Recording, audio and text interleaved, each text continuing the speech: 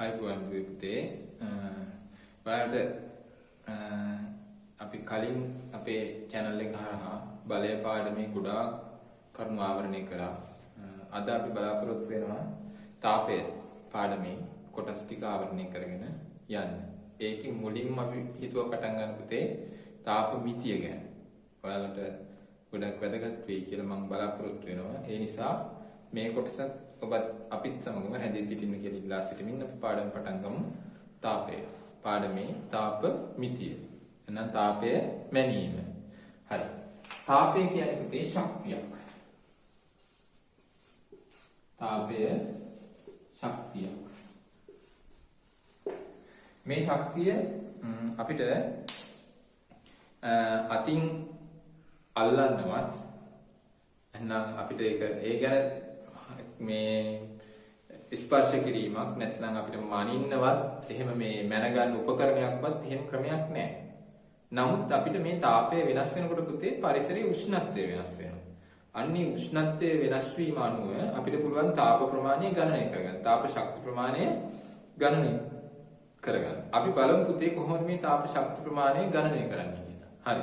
ඒකට අපි මනින එකම සාධකය තමයි උෂ්ණත්වය. හැබැයි උෂ්ණත්වය මැන්නට ඒක උෂ්ණත්වය කියන්නේ තාපය නිසා පරිසරයේ සිදුවන වෙනස් වීමක්.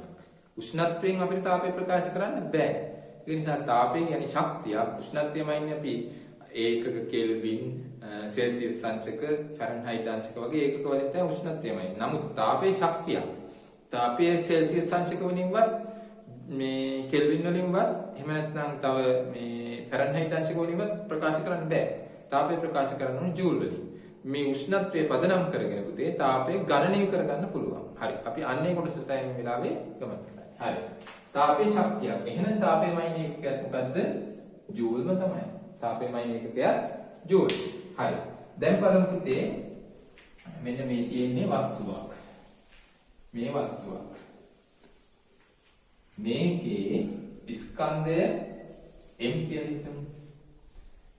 අපි මේකට දෙනවා තාප ප්‍රමාණයක් Q කියලා. Q කියලා තාප ප්‍රමාණයක් දෙනවා. මේ තාප ප්‍රමාණය දුන්නාම මේකේ උෂ්ණත්වය T වලින් ඉහළ යනවා. එතකොට මේ සපයපු තාප ප්‍රමාණය Q අනුලෝමව සමානුපාතික වෙනවද L Q අනුලෝමව සමානුපාතික වෙනවා වැඩි වෙච්ච උෂ්ණත්ව ප්‍රමාණයට.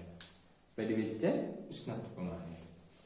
මේ දෙකම සමාන කරලා අපි මේ දෙකම එකතු කරලා ලියා ගන්නවා සමානුපාතික වෙනවා ස්කන්ධයට සහ වැඩි වෙච්ච උෂ්ණත්ව ප්‍රමාණයට.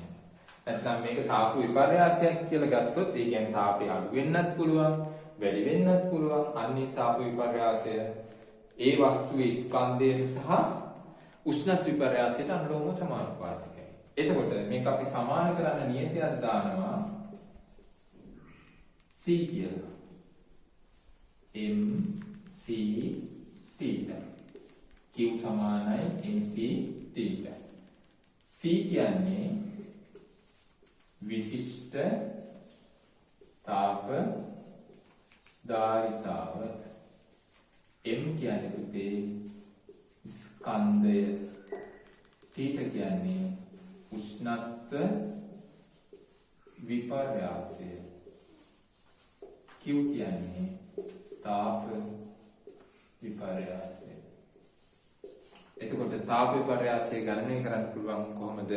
මෙන්න මේ උෂ්ණත්ව විපර්යාසය පදනම් කරගෙන. හරි. ඊළඟට පුතේ මොකද්ද මේ C කියන්නේ කියලාත් අපි බලන්න. දැන් ඔයාලා දන්නවා Q සමානයි mc θ. මම මෙන්න මේ වස්තුවේ ස්කන්ධය එකක් කරනවා. ඒකක එකක් කරනවා.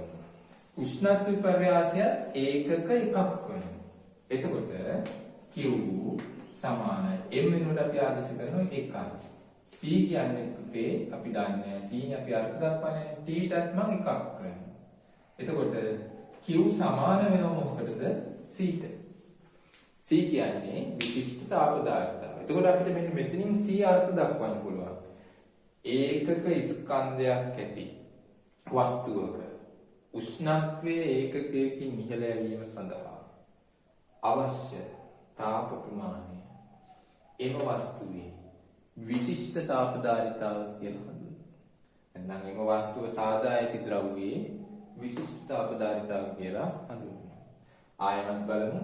ඒකක ස්කන්ධයක් ඇති වස්තුවක උෂ්ණත්වය ඒකකයකින් ඉහළ නැංවීමට අවශ්‍ය තාප ප්‍රමාණය එම වස්තුව සාදා ඇති ද්‍රව්‍යයේ විශිෂ්ට තාපධාරිතාව කියලා අර්ථ දක්වනවා.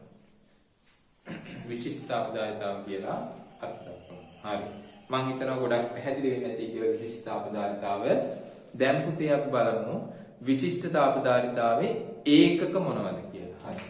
බලමු. Q සමානයි mc θ. Q කියන්නේ මයින ඒකකයේ තාපය කියන්නේ ශක්තියක්නේ. එහෙනම් මයින ඒකකේ මොකද්ද? ජූල්. M මයින ඒකකේ මොකද්ද? ස්කන්ධය කිලෝග්‍රෑම්. C තමයි ඒකක අපි හොයන්න යන්නේ. උෂ්ණත්ව විපර්යාසය සෙල්සියස් වලිනුත් මයින්නවා, කෙල්වින් වලිනුත් මයින්නවා. බලන්න C වල ඒකක වෙන්නේ ජූල්, කිලෝග්‍රෑම්, සෙල්සියස් අංශක. ඒ කියන්නේ C වල ඒකක සමානයි ජූල් මේ කිලෝග්‍රෑම් විරුද්ධ ගියාම කිලෝග්‍රෑමයට වෙනවා. සෙල්සියස් අංශකයට විරුද්ධ ගියාම සෙල්සියස් අංශකයට වෙනවා. නැත්නම් අපිට මෙතන කෙල්විනුත් ආදේශ කරන්න පුළුවන්. මෙතන කෙල්විනුත් ආදේශ කරන්න පුළුවන්. මම හිතනවා පුතේ ඔයාලට තාපධාරිතාව ගැන වඩා වැදගත් අවබෝධයක් ලැබෙන්න ඇති කියලා. හරි. එහෙනම් අපි ඊළඟට තවත් කොටසක් තියෙනවා.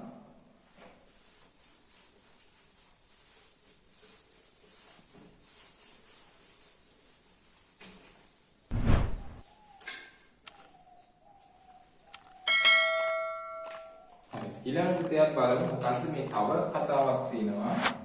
මේ තියෙන්නේ වස්තුවක්. මේකේ උෂ්ණත්වය තීට වලින් ඉහළ නංවන්න අවශ්‍ය තාප ප්‍රමාණය කිව්ුණා. මෙන්න මේ කිව් අනුලෝමව සමානුපාතික වෙනවා මේ උෂ්ණත්ව ප්‍රමාණය. වැඩි වෙච්ච උෂ්ණත්ව ප්‍රමාණයට. දැන් මේ කිව් සමාන කරන්න මම නියතයක් දානවා. මේ දාන නියතේ කැපිටල් C. කලින් අපි පාවිච්චි කරේ සිම්පල් C. දැන් පාවිච්චි කරන්නේ කැපිටල් C. මෙන්න මේ Q කියලා කියන්නේ තාප ප්‍රමාණය.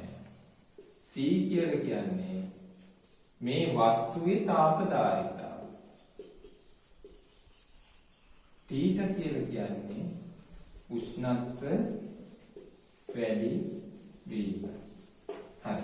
අපි දැන් කලින් අපි සමීකරණයක් ගත්ත පුතේ මේ වගේ වස්තුවකට මේ ස්කන්ධයේ නම් Q සමානයි mc θ. මේක අපි හිතමු පළවෙනි සමීකරණය කියලා. මේක දැන් දෙවෙනි සමීකරණය. පළවෙනි සමීකරණයයි දෙවෙනි සමීකරණයයි මොකද වෙන්නේ? එකම තාප ප්‍රමාණය දෙන්නේ. එහෙනම් පළවෙනි සමීකරණයේ Q දෙවෙනි සමීකරණයේ Q මොකද වෙන්නේ? එක සමානයි. එහෙනම් පුතේ පළවෙනි සමීකරණයේ වම් පැත්තයි දෙවෙනි සමීකරණයේ වම් පැත්තයි එක සමාන නිසා මේ සමීකරණයේ දකුණු පැත්ත දෙකත් මොකද වෙන්නේ? එක සමානයි. C θ සමානයි mc θ. එතකොට θ කැපිටල් ගියාම C කියලා කියන්නේ mc. C කියන්නේ මොකද්ද? තාප ධාරිතාව. C කියන්නේ තාප ධාරිතාව. සිම්පල් C කියන්නේ මොකද්ද? විශිෂ්ට තාප ධාරිතාව. එතකොට තාප ධාරිතාව සහ විශිෂ්ට තාප ධාරිතාව අතර වෙනස මොකද්ද? තාප ධාරිතාවේදී අපි ස්කන්ධය ගැන සැලකිලිමත් වෙන්නේ නැහැ. විශිෂ්ට තාප ධාරිතාව කියන්නේ පුතේ වස්තුවක සෑදිලා තියෙන ද්‍රව්‍ය පදාර්ථයේ ඒකක ස්කන්ධයක උෂ්ණත්වය සෙල්සියස් අංශක එකකින් ඉහළ ලංවන්න අවශ්‍ය කරන තාප ප්‍රමාණය තමයි විශිෂ්ට තාප ධාරිතාව කියන්නේ. තාප ධාරිතාව කියලා කිව්වොත් එහෙනම් වස්තු ස්කන්ධය නෙවෙයි මුළු වස්තුවේම උෂ්ණත්වය එකකින් ඉහළ ලංවන්න අවශ්‍ය තාප ප්‍රමාණය තමයි කියන්නේ මොකද්ද? තාප ධාරිතාව. හරි. දැන් බලමු පුතේ අපි මේ තාප ධාරිතාවේ ඒකක මොනවද කියලා. මේ බලන්න. C සමානයි Q සමානයි capital C theta. එතකොට Q කියන මයින් එකකේ ජූල්, C theta මයින් එකකේ සෙල්සියස් අංශක. C සමානයි ජූල් බෙදීම සෙල්සියස් අංශක. එහෙම නැත්නම් ජූල් සෙල්සියස් අංශකයට. නැත්නම් මෙතන සෙල්සියස් අංශක වෙනුවට අපිට ගන්න පුළුවන් මොනවද? කෙල්වින් ගන්නත් පුළුවන්. හරි. සෙල්සියස් අංශකයට නැත්නම් කෙල්වින්. හරි. දැන් ඔයාලට මෙන්න මේ තාපදාරිතාව අර්ථ දක්වන්නත් අපි ඉගෙන ගන්න ඕනේ. හරි. මම පුතේ මේ බලන්න මේ වස්තුවේ වැඩි කරන උෂ්ණත්වයේ ඒකකයකින් ඉහළ නංවනවා. උෂ්ණත්වයේ ඒකකයකින් ඉහළ නංවන්න අවශ්‍ය කරන තාප ප්‍රමාණය ඉතරයි. මේවා කටපාඩම් කරන්න අවශ්‍ය නැහැ. මේ සමීකරණයෙන් පුළුවන් අපිට මේවා අර්ථ දක්වන්න. කවදාවත් පුතේ භෞතික විද්‍යාවේ කිසිම දෙයක් කටපාඩම් කරන්න අවශ්‍ය නැහැ.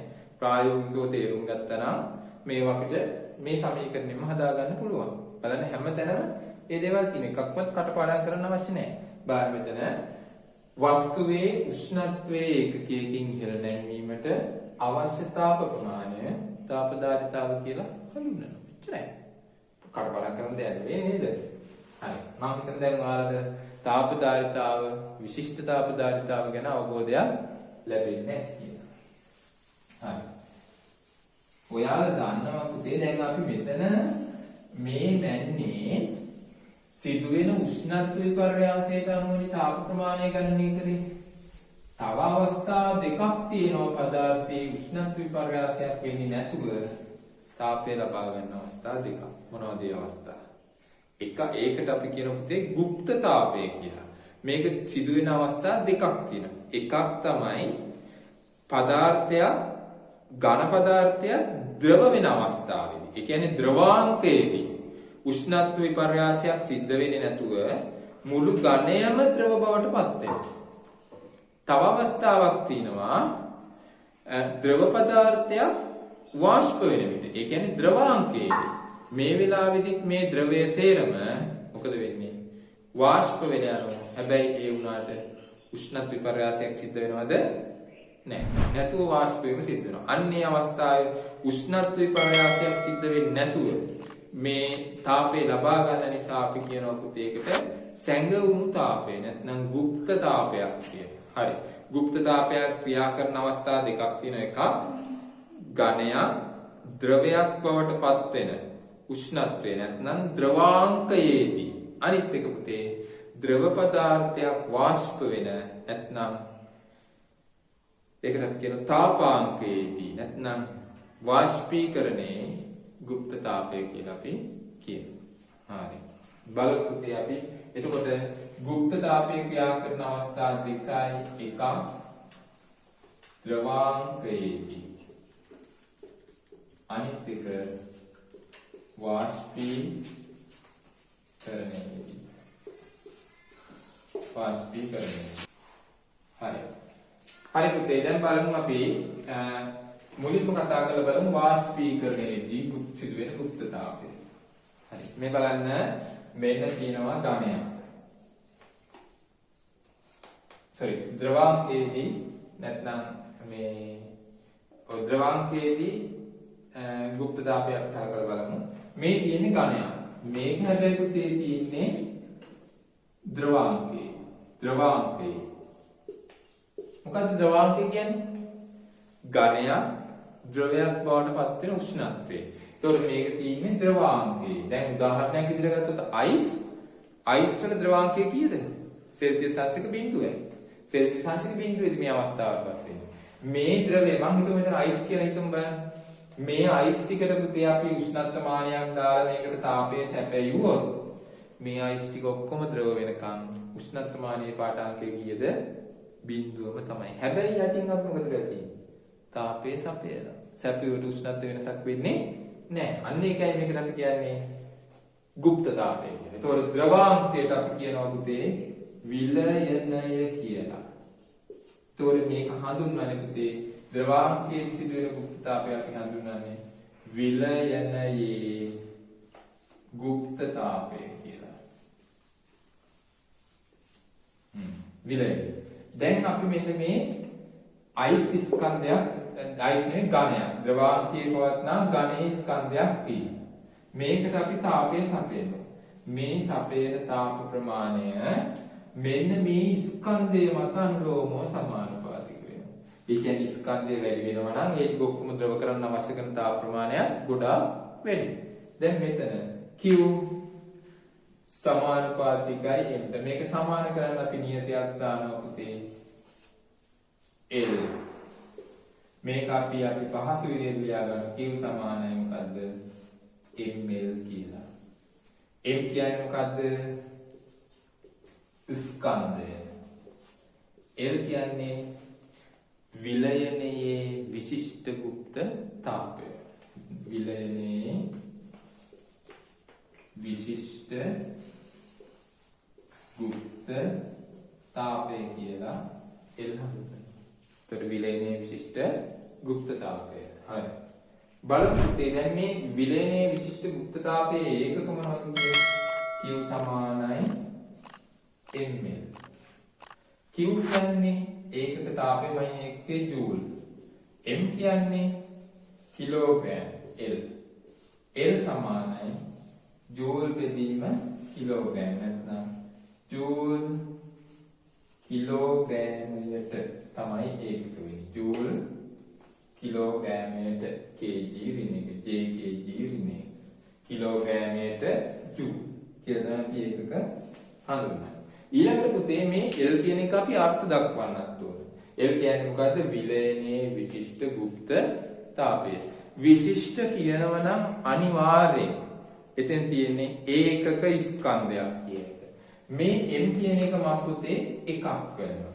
එතකොට Q සමානයි ml. M එකක් කරාම L මොකකට සමාන වෙන්නේ?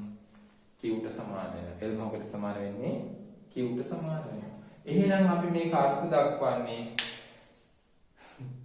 ද්‍රවාංකයේ පවත්නා ඝනය ඒකක ස්කන්ධයක් සම්පූර්ණයෙන්ම ද්‍රව බවට පත් කිරීමට අවශ්‍ය කරන අවම තාප ප්‍රමාණයට අපි කියනවා පුතේ විලයනයේ විශිෂ්ට ගුප්තතාවය කියලා. ආයතනය බලා ගන්න.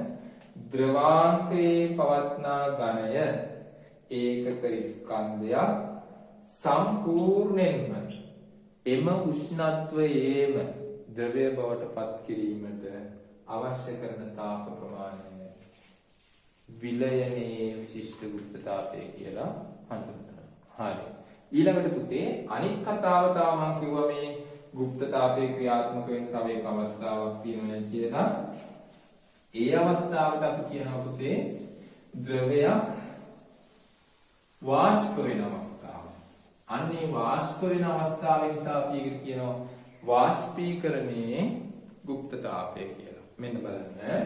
මේ තියෙන්නේ ද්‍රවයක්. මේක සම්පූර්ණයෙන්ම පවතින්නේ ද්‍රවාංකයේ.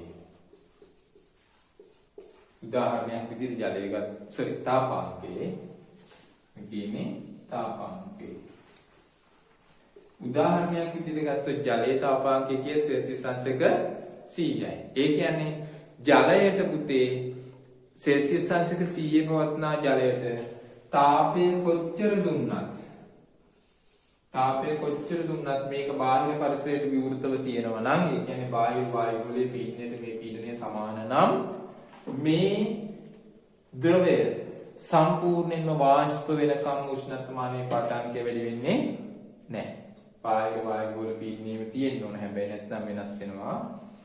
ඒ තියෙනකොට මේකේ උෂ්ණත්වය වැඩි වීමක් සිද්ධ වෙන්නේ නැතුව සියලුම ද්‍රවය මොකද වෙන්නේ? වාෂ්ප වීම සිද්ධ වෙනවා. අන්න බලමු අපි මෙතන ස්කන්ධයේ මේ සපේන තාප ප්‍රමාණය පුතේ අනුලෝමව එකට ස්කන්ධයට සමාන වෙනවා.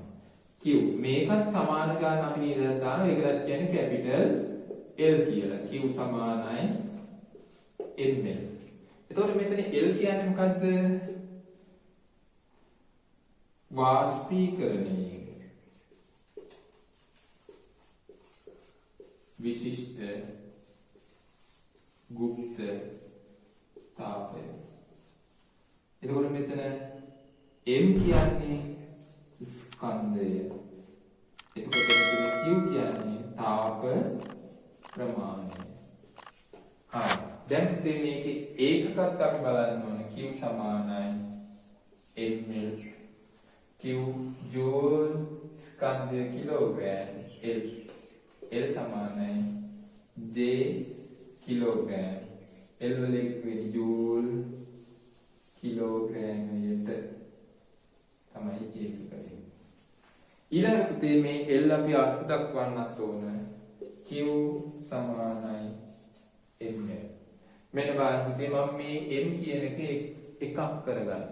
ඒ කියන්නේ තාපාංකයේ පවත්නා ද්‍රවය ඒකක ස්කන්ධයක් සම්පූර්ණයෙන්ම වාෂ්ප කිරීම සඳහා අවශ්‍ය තාප ප්‍රමාණයට අපි කියන පුතේ මොකද්ද? වාෂ්පීකරණයේ විශිෂ්ට ගුප්ත තාපය කියලා. තාපාංකයේ පවත්නා ද්‍රවය ඒකක ස්කන්ධයක් සම්පූර්ණයෙන්ම වාෂ්ප කිරීම සඳහා අවශ්‍ය කරන තාප ප්‍රමාණය අපි කියනවා වාෂ්පීකරණයේ ගුප්ත තාපය කියලා. වාෂ්පීකරණයේ විශිෂ්ට ගුප්ත තාපය කියලා අපි හඳුන්වනවා. හරි. දැන් මම ඔයාලට තව පොඩි ගැටලුවක් ඇති වෙන විදිය පොඩ්ඩක් කියලා දෙන්නම්. ඒ කියන්නේ විභාගයකදී සාමාන්‍යයෙන් ඔයාලට ගැටලුවක් ඉදිරිපත් කරන්න පුළුවන් ආකාරය මේක සම්බන්ධ කරලා. මේ බලන්න. මේ තියෙනවා පුතේ ද්‍රවය. අපි හිතමු ජලය කියලා. මෙතන තියෙනවා ජලය. ද්‍රවයක් කියලා හිතමු. ද්‍රවය. θ 1 උෂ්ණත්වය තමයි මේක තියෙන්නේ. උෂ්ණත්වය θ 1. එතකොට මේකේ තාපදායතාව විශිෂ්ට තාපදායතාව අපි හිතමු C කියලා. C කියලා හිතමු. මම මෙතන තියෙනවා ඉහළ උෂ්ණත්වයට රත් කරලා තියෙන යකඩ කුඹුලියක්. මේක θ 2 උෂ්ණත්වය. මේකේ ලෝහ ගෝලයක්. ලෝහ ගෝලයක්. ඉහළ උෂ්ණත්වයට රත් කළා තමයි තියෙන්නේ. මේකේ ද්‍රවයේ තාපදායතාව පිටුම් Cl කියලා. Cl. මේක CS කියලා හිතමු. CS. හරි? එතකොට මේ ගණයක් නිසා තමයි මම S කියලා ගත්තේ. තාපදායතාව මේකේ තාපදායතාව CS. එතකොට වැඩි උෂ්ණත්වය මොකද? θ2 වැඩි θ1 වලට. මම මේ යකඩ ගෝලය මොකද ගන්නේ මේකට දාන්න. දැම්මහම ඔයාලා මට කියන්න වෙන දේ අවසානයේ උෂ්ණත්වය අපි හිතමු θ කියලා. මොකද වෙන්නේ අවසානයේ උෂ්ණත්වය? මේ යකඩ ගෝලයේ උෂ්ණත්වය මොකද වෙන්නේ? ක්‍රමයෙන් මොකද වෙන්නේ? අඩු වෙනවා. අඩු වෙලා කාම උෂ්ණත්වයටපත් වෙනවද? නෑ. මේ ජලයේ මෙතන තියෙන ද්‍රවයේ උෂ්ණත්වය මොකද වෙන්නේ? වැඩි වෙනවා. අවසානයේ යකඩ ගෝලයේ උෂ්ණත්වයේ ද්‍රවයේ උෂ්ණත්වය මොකද වෙන්නේ? එක සමාන වෙනවා. ඒ කියන්නේ යකඩ ගෝලය උෂ්ණත්වය අඩු වෙනවා කියන්නේ තාපය පිට කරලා තිනවා. ජලයේ මේ වාජනීය උෂ්ණත්වය වැඩි වෙනවා කියන්නේ ජලය සහ වාජනය මොකද මේ පිට කරපු තාපය ටික ලබාගෙන තිනවා. බාහිර පරිසරයට තාප හානියක් සිද්ධ වෙන්නේ නැත්නම් බාහිර පරිසරයට තාප හානියක් සිදු නොවුයේ නම් ඉහළ උෂ්ණත්වයට රත් වූ වස්තුව ඉහළ උෂ්ණත්වයට රත් වූ වස්තුව පිට කළ තාපය සමාන වෙනවා පහළ උෂ්ණත්වයේ ඇති වස්තුව ලබාගත් තාපය.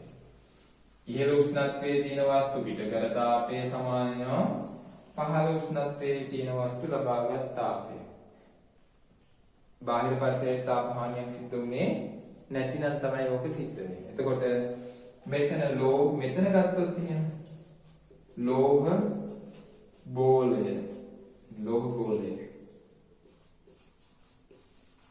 පිට කළ තාපය ලෝහ ගෝලය පිට සමාන වෙනවා. ද්‍රවය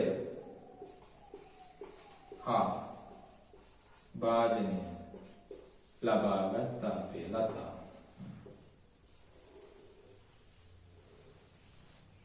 මෙන්න මේ සමීකරණයක් q සමානයි mc θ q සමානයි m මේලු භාවිතා කරලා අපිට පුළුවන් පුතේ මේ ගණනය කිරීම සම්පූර්ණයෙන් සිද්ධ කරන්න. මම ඔයාලට පොඩි ගානක් දීලා ගැටලුවක් තියලා මේ ගානකුත් හදලා මේ වීඩියෝ එක අවසන් කරන්නම්. නැත්නම් ඉතින් මේක අංග සම්පූර්ණ නැති වෙනවා. ඒක නිසා ඒ ගැටලුවත් විසඳන ආකාරයත් පොඩ්ඩක් බලලා මේක ඉවර. හරි.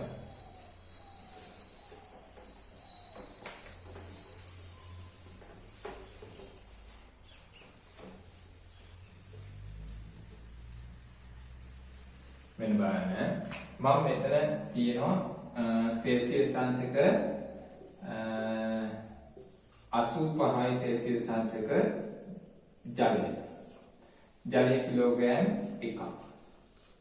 ජලය කිලෝග්‍රෑම් 1ක්.